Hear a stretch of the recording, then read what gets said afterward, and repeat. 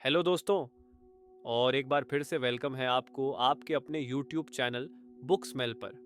आज की ये कहानी, ये सफ़र, ये आवाज़ आपके दिल के उसी कोने तक जाएगी जहां हम रोज़ किसी न किसी को जगह देते हैं और बदले में अपना चैन, अपनी शांति, अपनी खुशी धीरे धीरे खोते जाते हैं। कितनी बार ऐसा हुआ है कि आप खुश होना चाहते थे पर कोई और मुस्कुरा नहीं रहा था, तो आपने भी अपनी हंसी रोक ली।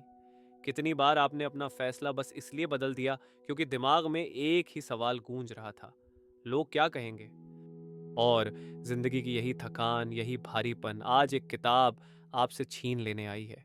एक किताब जो कान में धीरे से फुसफुसाती है, लेट देम, उन्हें करने दो, उन्हें सोचने दो, उन्हें रिएक्ट करने दो।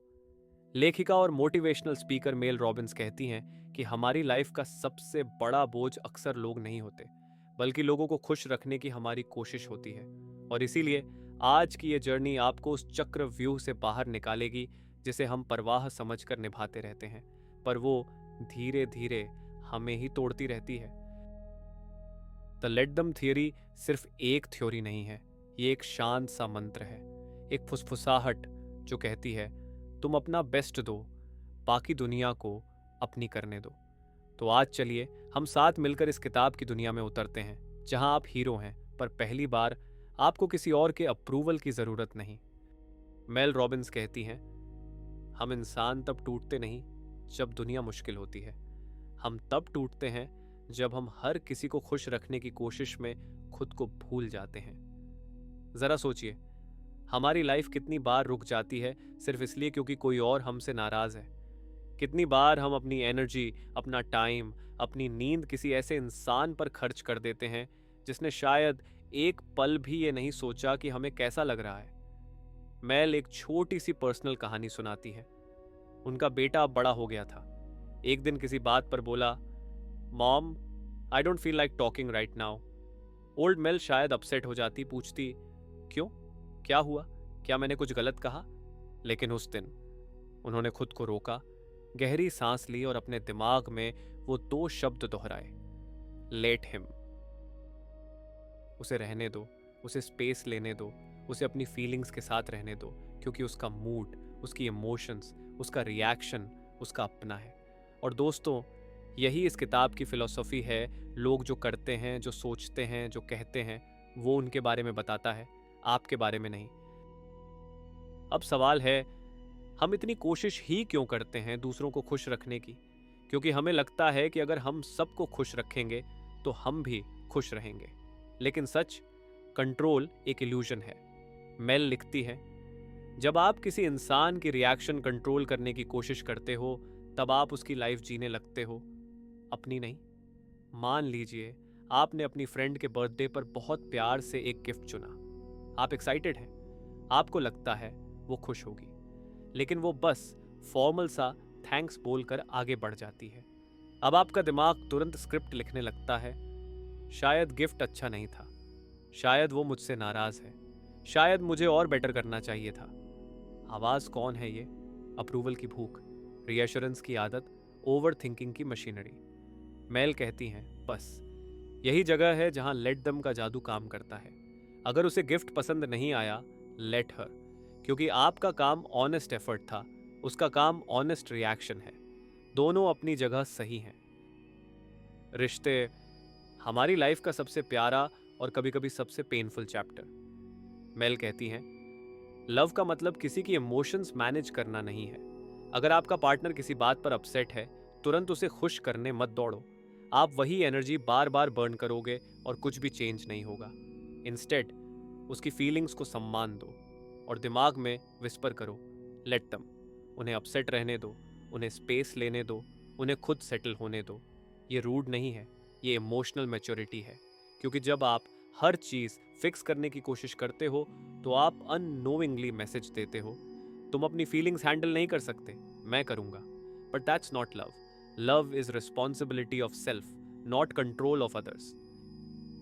पेरेंट्स, उनकी उम्मीदें, उनकी चिंता, उनका प्यार, सब जेन्युइन होता है, पर हर जेन्युइन चीज़ सही हो ये ज़रूरी नहीं। आप करियर बदलना चाहो, वो डरेंगे। आप किसी और सिटी जाना चाहो, वो नाराज़ होंगे। आप उनकी पसंद का रास्ता न चुनो, वो दुखी भी होंगे।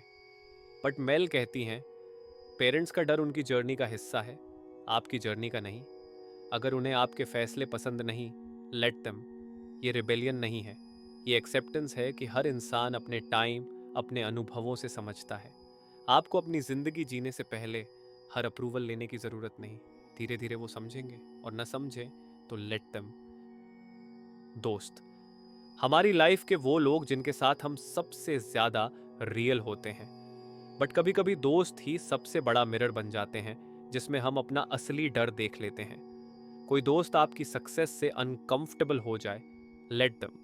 कोई आपकी बातों को गलत समझे, लेट देम। कोई सपोर्ट ना करे, लेट देम।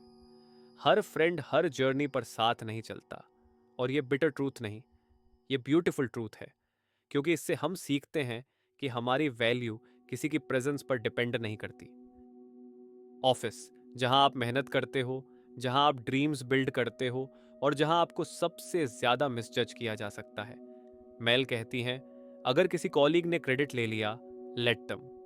आपका काम क्लीन कॉन्शियंस है, न कि हर ट्रॉफी अपने नाम पर करवाना। बॉस अप्रिसिएशन न दे, लेट देम, क्योंकि आपकी ग्रोथ आपके एफर्ट से होती है, किसी की क्लैप से नहीं।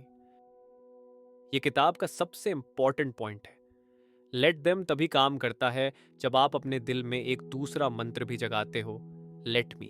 उन्हें करने दो, और खुद को भी करने दो, let me grow, let me rest, let me dream, let me live honestly, let me choose my self. जब आप दूसरों को कंट्रोल करना छोड़ देते हो, तब आपके हाथ में एनर्जी आती है जो जिंदगी बदल सकती है।